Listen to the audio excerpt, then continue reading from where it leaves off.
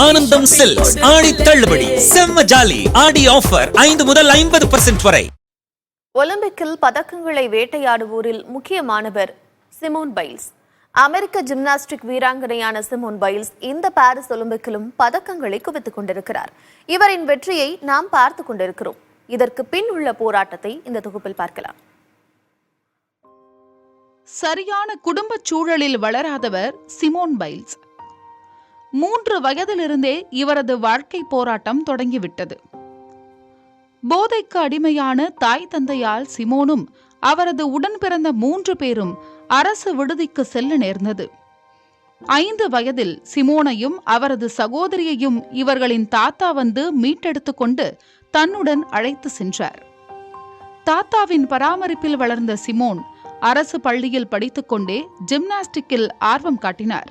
6 வயது சிறுமியாக ஜிம்னாஸ்டிக் களத்தில் சுற்றி சுழன்ற சிமோன் பைல்ஸ் அதுதான் தனது பலம், அதுதான் தனது உலகம் என்று உணர்ந்து கொண்டபோது அவருக்கு வயது 8. தனது 13 வயதில் முதல் தேசிய வெற்றியை பெற்ற சிமோன் பைல்ஸ் 14 வயதில் தனது படிப்பை நிறுத்திவிட்டு முழுமையான ஜிம்னாஸ்டிக்கில் இறங்கினார். ஒரு நாளைக்கு 6 முதல் 8 மணி நேரம் ஜிம்னாஸ்டிக் பயிற்சி மேற்கொண்ட சிமோன் 2013 இருந்தே உலக சாம்பியன்ஷிப் போட்டிகளில் பங்கேற்று பதக்கங்களை பெற தொடங்கினார்.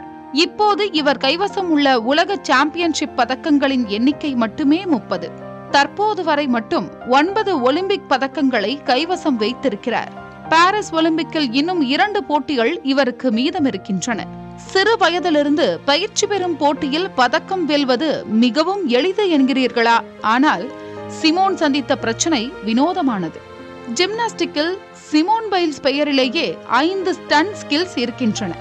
அப்படிப்பட்ட சிமோனுக்கு 2020 டோக்கியோ ஒலிம்பிக்ஸின் போது தனது ஜிம்னாஸ்டிக் ஸ்டன்களே மறந்து போனது.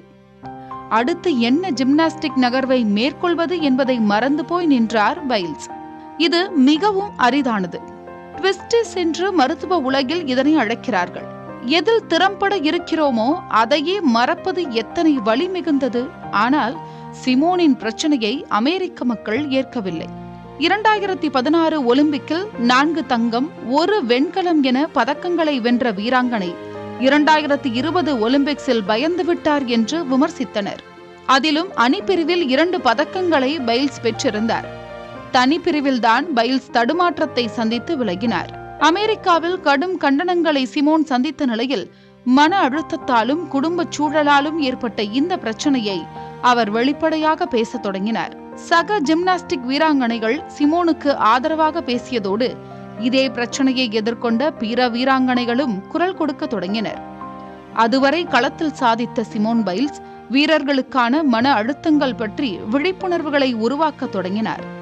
2 ஆண்டுகள் சிகிச்சைக்கு பின் தற்போது பாரிஸ் ஒலிம்பிக்கில் களமிறங்கிய சிமோன் இதுவரை 2 தங்க பதக்கங்களை வென்றுள்ளார். இன்னும் பதக்கங்களை வெல்ல தயாராகி கொண்டிருக்கிறார்.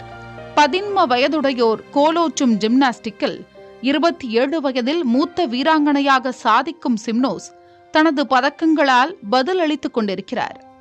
புதிய தலைமுறைக்காக செய்தியாளர் சந்தானகுமார். ஆனந்தம் சில்க்ஸ் ஆடி தள்ளுபடி செம்ம ஜாலி ஆடி ஆஃபர் 5 முதல் 50% வரை.